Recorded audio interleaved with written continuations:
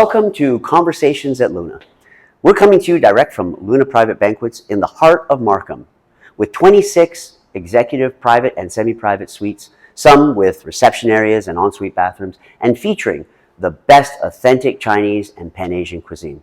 Today, I'll be speaking to Niel Hiscox, who is the CEO of Universus Media and Clarify Research, two of the leading companies dealing with the automotive industry.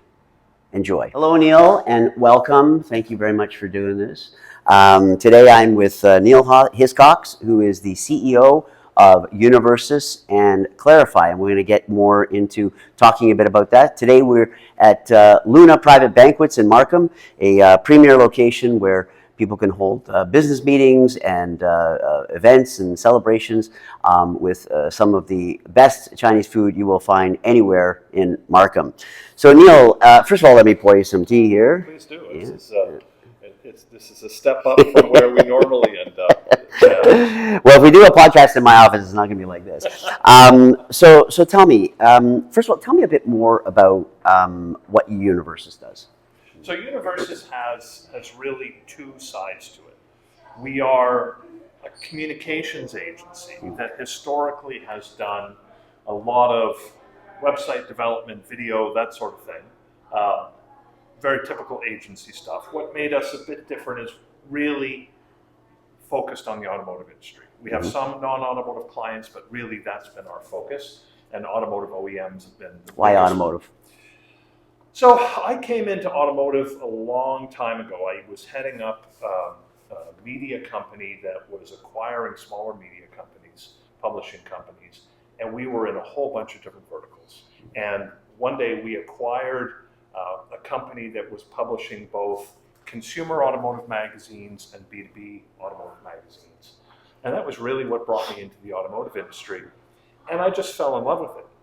And what's interesting is I had a lot of friends say, well, it must be because you really like cars. And absolutely, I like cars.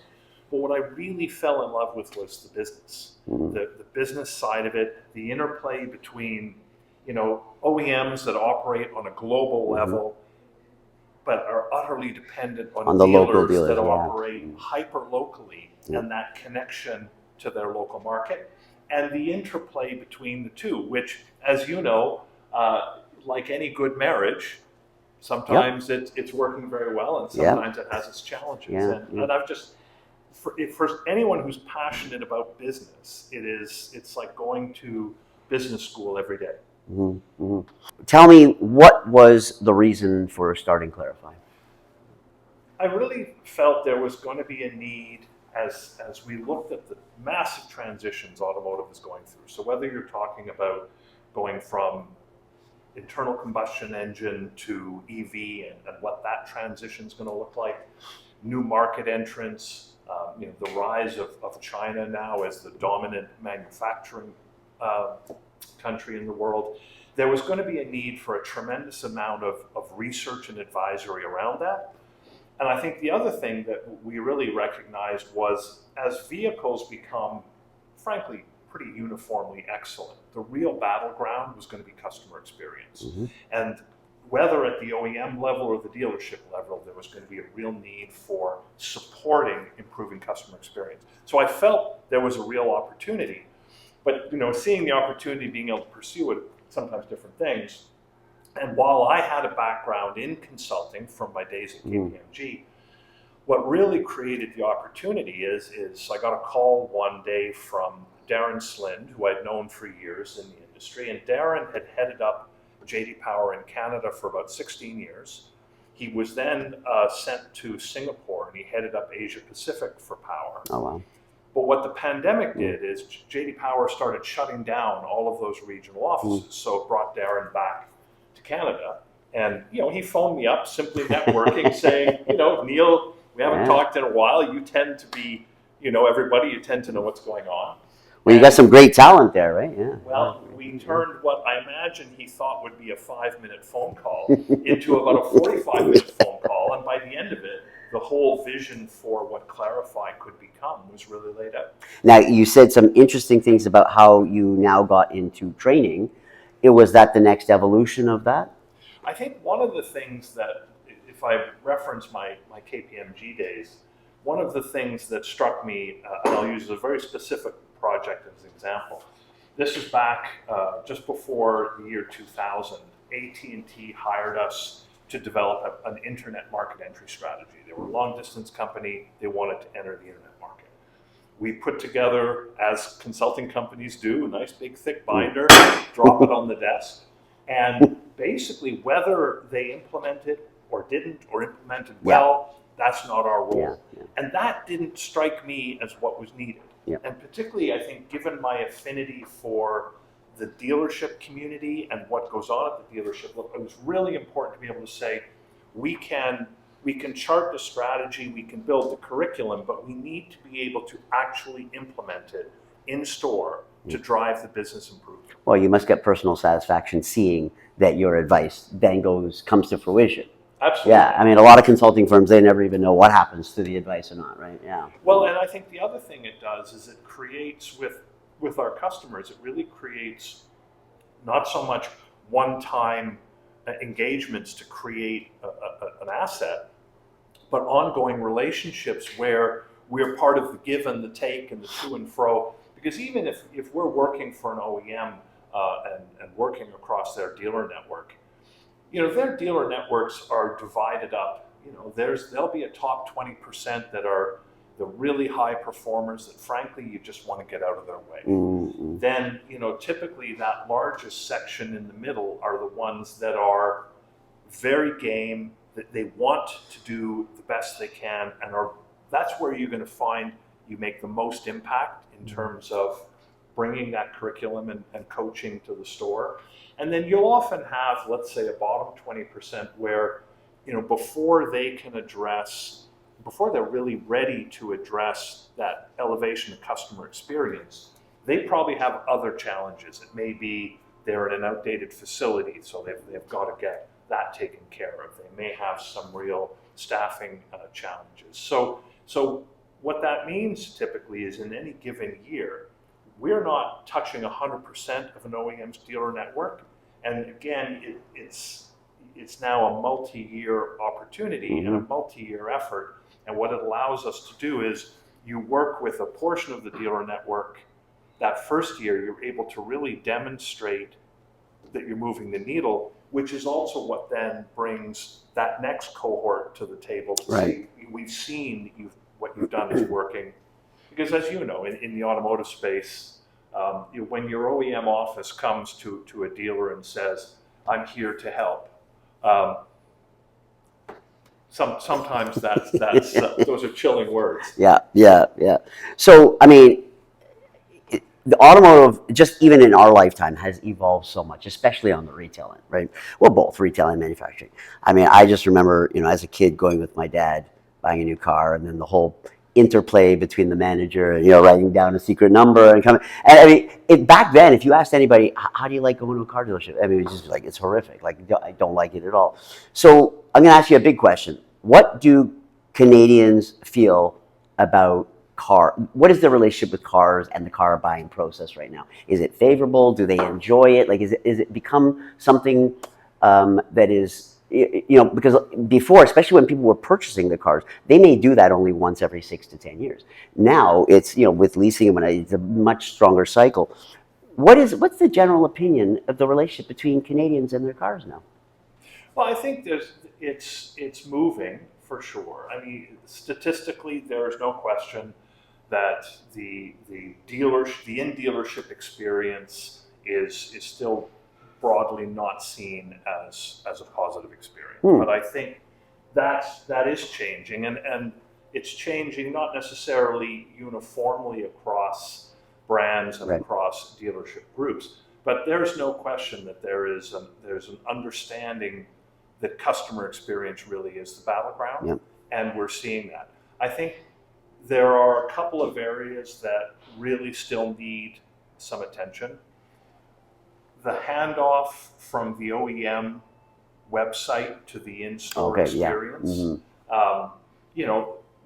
We understand the statistics. By the time you go into the store, you've probably spent 3 months on the OEM website and on a Kelley Blue Book site and things like that.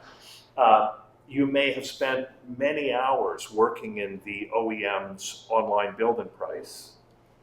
Now you go into a store, and often it's very hard to replicate exactly what you built in store. Right. So that gap is, I think, one of the really key areas that, as we get better at that, that's really going to drive customer satisfaction.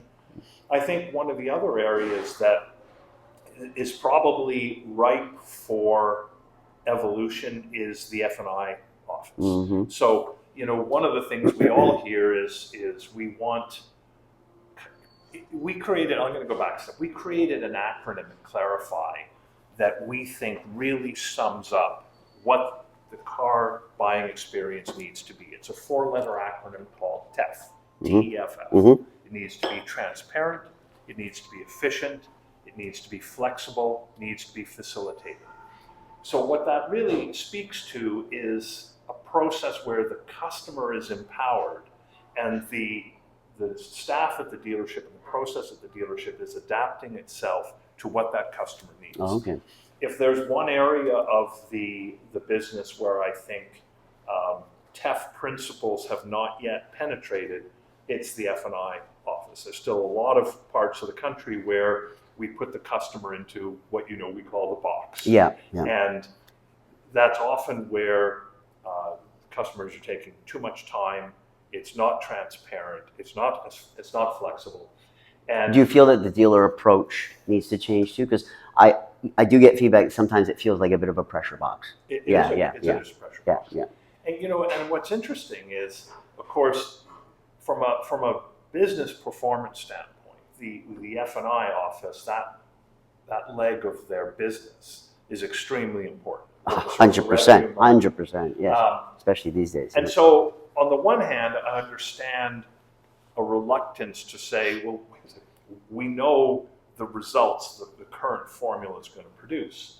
But I do think what we're going to find is, as we improve that experience for the customer, I think in many instances, you're actually going to see comparable or improved financial performance. So now, yeah, I always remember people going to buy their first car, especially if they didn't go with a parent. They were shocked that there was this whole negotiation, that the price you see is not the price you pay. But there is a move, I mean, with some OEMs that there's a one price, kind of the same way Apple went. It doesn't matter where you buy it, you're going to get the same price. Do you see that automotive might move to that area where, like, literally the price you see on the website, that's the price you're going to pay, but you're going to get all the benefits and all the features that you see, but there's not as much haggling and negotiating, trying to get extra things thrown inside? Because that tends to complicate, especially for novices, right? I think it's interesting. Intuitively, it's tempting to think that's what consumers want. It's tempting to think that because really there's apart from real estate, almost no other area 100% where we but I think there's a real risk in looking at consumers as a monolithic block. Mm-hmm. There's no question there's a portion of consumers that will say, you know what, I don't want to have to do that price negotiation. Yeah. I want to know it's a good deal. I want to know I'm not getting a deal that's worse than the guy who's coming in next. Exactly. Yeah. But on the flip side, there's a portion of consumers that absolutely find that, whether you want to call it haggling or negotiating or a chance to put my own fingerprint on my deal, for whom that's appealing. So, and we also still have an industry where you have MSRP, you have all kinds of different incentive structures. Those incentives are changing. So, I think we're a long way from we're going to have a uniform single price approach. And I actually think there's a lot of consumers that's not what they're after anyway. Interesting. Oh, that's an interesting observation. It's funny because you're right. Real estate and the automotive is in Canada anyway. That's where there's, the price is not necessarily the price. I remember bringing a friend of mine who was from Canada. We were in a jewelry store in Hong Kong and looking at watches, and I bought a watch, and he saw me, haggling back, and he said, "Really? You don't have to pay the price?" I said, "Trust me, in Hong Kong, there's very few things that you'll have to pay the price that's actually on the price tag, right?" I had exactly that experience. I was buying a watch in Hong Kong, and I was offered the watch and offered a price, and I said, no, I don't think that's right. And the guy, And they come back. it was but it was a funny process. He has his calculator. He looks at the watch. He looks at me. This furious jamming of, I don't believe anything he did on that calculator had anything to do with what he told me. And then he said, all right, well, how about this? Yeah. And I was like, well, he didn't want you to leave that table. If you're gonna throw an extra strap in. And again, there's this pause, furious jamming of, but actually it was a lot of fun. Yeah, some people do enjoy it. I do admit, there's some people who do enjoy that process. And I think that, was it way back, was it Saturn? Did they have that one? They were one. And there have been different experiments. Yeah, they were seen as revolutionary. I remember they were really going after the women market at that time. And I talked to a lot of women, and they said, you know what, I love it because I don't have to do that. They just didn't want to get into that, right? They don't want to feel intimidated about the buying process, right? But now, as more women are making the decision for the family car these days, it seems like, they have a lot more say. So I think you're right. There's going to be I think it'll probably be a mix for a while. Yeah. I certainly, I appreciate the one price model, as long as, because there's usually a whole bunch of, they package it up very nicely. As long as you're getting all the features you say I'm getting, then I'm good with that, yeah. Because you're right, I'm one of those people, I don't want to sit with you and find out that you paid, $2,000 less for the same car. Well, it's like sitting in an airplane and you start talking. Yeah, exactly. Never do that. Yeah. Have that conversation, because one of you isn't going to be happy. So now, we went through this period, probably just pre-COVID, where it looked like there was this dynamic shift in the automotive industry with car sharing and all that kind of stuff. And remember, even the OEMs were having their own car sharing services. What happened to that? Like it looked like it was gonna be one of these trends that just doesn't go anywhere. What happened to that? Well, I think there's a few things. One, certainly COVID itself made us all much more conscious of the difference between being in a public space versus a personal space. Yes. And so I think to some degree that changed momentum on a number of different product categories. And I think shared mobility was one, because all of a sudden we realized there was a new kind of risk we'd never thought about in sharing. Yes. But I also think that for I'll say most, I think for most car owners, a car is a personal space. It's an extension of the personal space. So, if you think about you're working in an office somewhere downtown, you come down, you get in your car to commute home at the end of the day. When you get in the car, it's your stuff. You're actually a step closer to home. Yes. One of the things I'm always very conscious of when I fly in from the airport, you're sitting in the plane and you don't control your own movements, and then it pulls up to the gate and you're waiting for the door to open and someone else controls that. Now you're going to go down and you go through customs and you don't control that process. You get down, and if which sometimes one still does, you check a bag, again, you're waiting, you don't control that process. And I'm always very conscious of the difference between when I come out, sometimes I haven't taken my car to the airport, so I'll get a cab or an Uber back home. Sometimes I have, so I go and I get my car. The moment I get in the car is when you retrieve that sense of control. You're right. Isn't that a great feeling? It's a great when feeling. You just start driving, you're like, oh, now I'm back home. It's interesting. I've got a measure of control over my own movement, my own life. So I think that's a very big part of our relationship to cars. And as we've all talked about many times, once one becomes a parent, and there's a good chunk of a child's life where frankly they come with an awful lot of equipment, and that equipment often stays in the car. I think vehicle ownership is. Well, I saw when we had a lot more rideshare companies here, I saw people try to navigate that with young children, literally having to bring the car seat and then load it. And kids throw things on the car, and you might lose something. They lost things in the car. They were tired of bringing the car seat every time. It became not practical. yeah. On paper, it sounds like a great model, right? But practicality is not. Yeah, and you know, I think if we look at the Canadian market, I mean, it's a mature market in terms of, you know, new vehicle sales were 1.8, 1.9, 2 million vehicles a year. On the used side, again, so the volumes are relatively known, but of course there's a tremendous amount of movement from a market share standpoint. What are Canadians looking for in a car these days? What is the general sort of, obviously everybody's different, but there's usually general pillars that are trends. What do Canadians look for? I would say right now, probably the most sought after attribute is affordability. We really are facing an affordability crisis. From a vehicle standpoint. You know, we had, you know, through COVID, when the industry had a real challenge producing enough vehicles, you know, supply and demand, it meant those vehicles became very expensive. Yep. There's lots of examples of cars even selling over MSRP. When you have a few years where you are underproducing new cars, that means you now have a shortage of used vehicles in those years that carries forward. So you can't suddenly make up the fact that there aren't enough 2022 used vehicles. And so that also then impairs used vehicle pricing. So, you know, I think Canadians are feeling very squeezed and I think are looking for alternatives and options.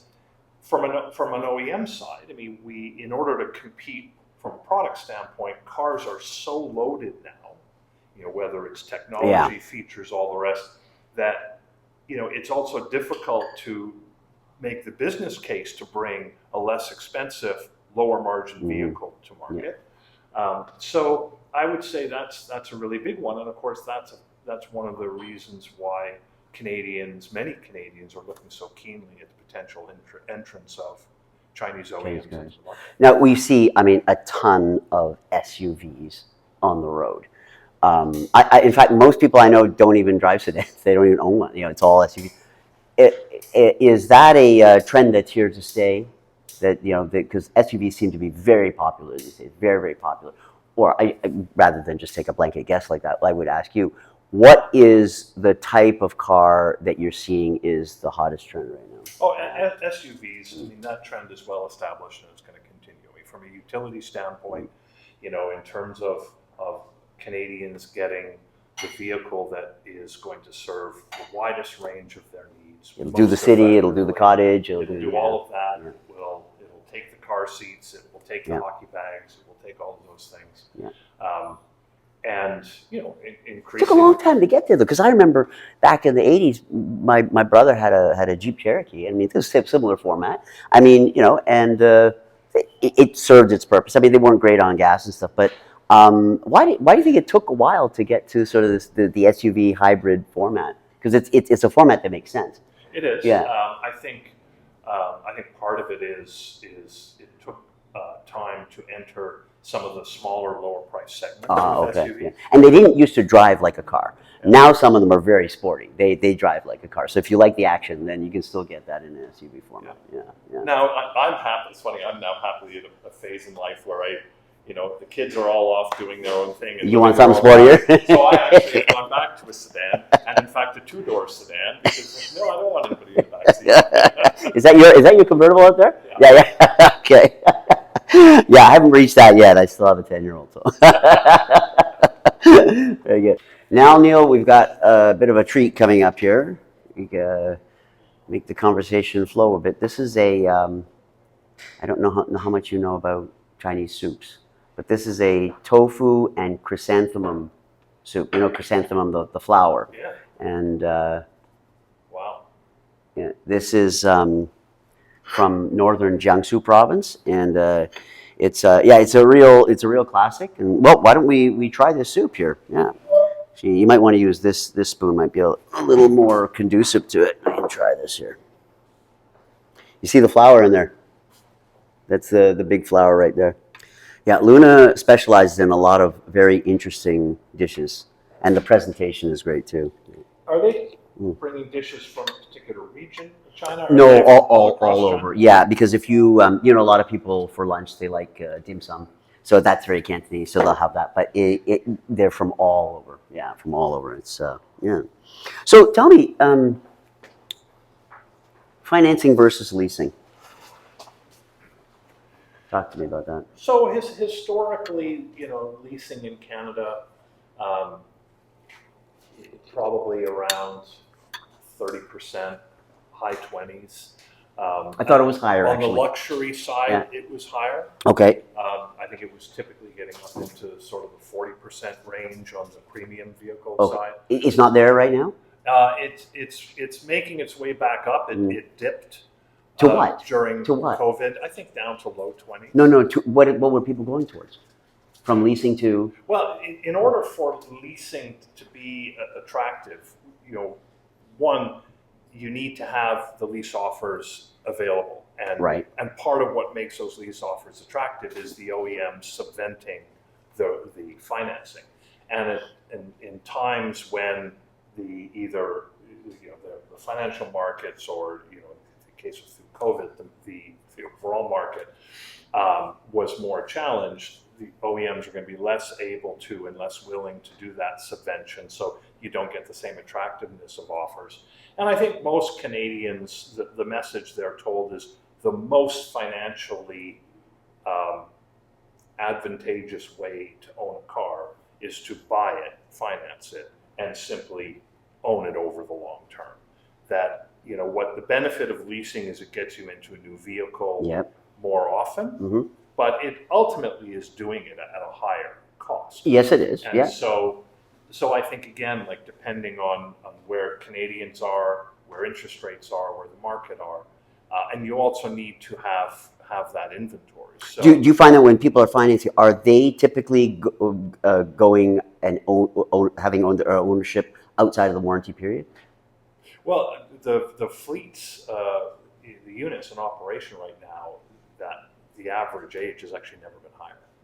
Interesting. And that's part of, again, like we touched on the affordability piece. Part of how Canadians are addressing that is they're simply running their vehicles longer. Really? Well, what is the average length? Oh, I don't remember the exact number, but I think it's up around. I think it's over 9 years, over 10 years. Interesting. So there are a lot of cars out there that are still. There's a lot of aging, cars yeah. out there, and when we think about our climate change goals, certainly moving to more battery electric, so more EV penetration, more plug-in hybrid penetration is going to be helpful in terms of our climate change goals. But frankly, so is getting older vehicles off the road. Yeah, Because right. If you take a 10, 15-year-old vehicle, ICE vehicle, get it off the road, even replacing it with a newer ICE vehicle, you're really improving the situation. Yes, absolutely. Yeah. But again, you get back to that affordability piece. Okay, so if you had to sort of split cash, finance, leasing, what I think portion right does cash now, take? I think cash is about 22, 23%.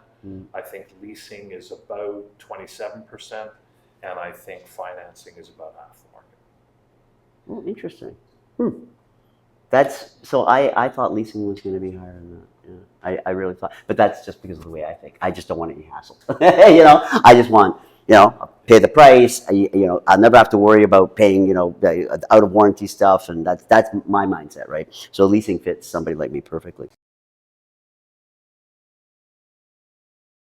Thank you for joining us today at Conversations at Luna, where we discuss the business and lifestyle topics that you want to hear.